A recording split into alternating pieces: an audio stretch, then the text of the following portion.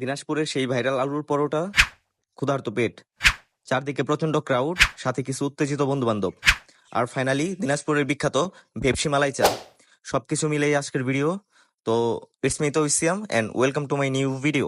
সারাদিনের class lab শেষ করে বিকাল 4টার দিকে ক্যাম্পাস থেকে রওনা দিলাম বিরামপুরের উদ্দেশ্যে। যেহেতু জায়গাটা আমাদের ক্যাম্পাস থেকে বেশ খানিকটা দূরে, সেহেতু আস্তে আস্তে বেশ সন্ধ্যা হয়ে গেল। সরাসরি চলে আসলাম বিরামপুর রেলওয়ে স্টেশন।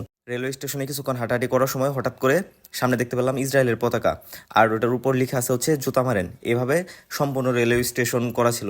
এই জিনিসটা দেখে খুবই ভালো লাগছে। বেশিক্ষণ হাঁটাহাঁটি না করে সরাসরি চলে আসলাম সেই বিখ্যাত আলুর পরোটার হোটেলে। যেহেতু সন্ধ্যার পর অনেক লোক সংখ্যা বেশি হয়, কিন্তু আসে ভাবতেও পারি না এত লোক, চারদিকে এত ক্রাউড, এত হইচই, আর এত মানুষ 10 থেকে 15 মিনিট বাইরে দাঁড়িয়ে থাকে, তারপর হচ্ছে ভিতরে ঢুকছে। তারপর আমি সম্পূর্ণ প্রসিডিউরটা দেখতেছিলাম কিভাবে করে আলু ভর্তার মতো আলু প্রথম ভাজে, তারপর রুটির মতো। ওদের ফুল প্রসিডিউরটাই অন্যরকম, কি যেন একটা মশলা ইউজ করে একদম চোখের সামনে লাইভ ভাজতেছে, গরম গরম ভাজা, গরম তেলে ভাজতেছে, আর সবাইকে ভিতরে সার্ভ করতেছে।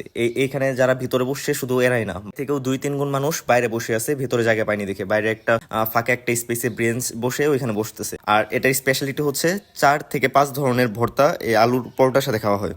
আর একটা হচ্ছে স্পেশাল ভর্তা, ওটা হচ্ছে এই 4-5 ধরনের ভর্তা একসাথে করে আরেকটি স্পেশাল ভর্তা রেডি করে থাকে। তো এটা হাতে পাওয়ার পর সবাই দেখতেছিলাম, কারণ আমাদের ক্যাম্পাস থেকে এটা যেহেতু মোটামুটি অনেকটাই দূরে, সেহেতু রেগুলারই আসা হয় না, উইকলি একবার বা 1 মাসের পর পর এভাবে আসা হয়।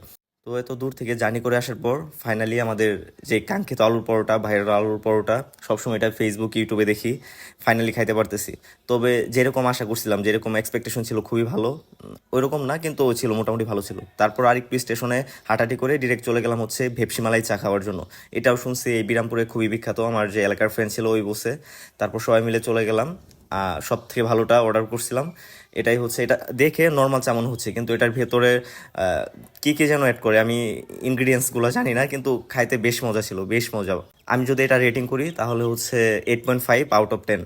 তবে একটা জিনিস দেখে আমি একটু অবাক হয়েছি, এত ভালো একটা চা, অনেক দূর দূরান্ত থেকে মানুষ আসে, কিন্তু এটার পরিবেশটা ওইরকম ওয়েল ডেকোরেটেড না। বসে ফ্রেন্ড সার্কেল নিয়ে যে খাবো ওইরকম পরিবেশটা না, পরিবেশটা আরেকটু ভালো হলে ভালো হতো। তবে চায়ের স্বাদ ভালো ছিল, অবশ্যই নেক্সট টাইম আবার আসবো।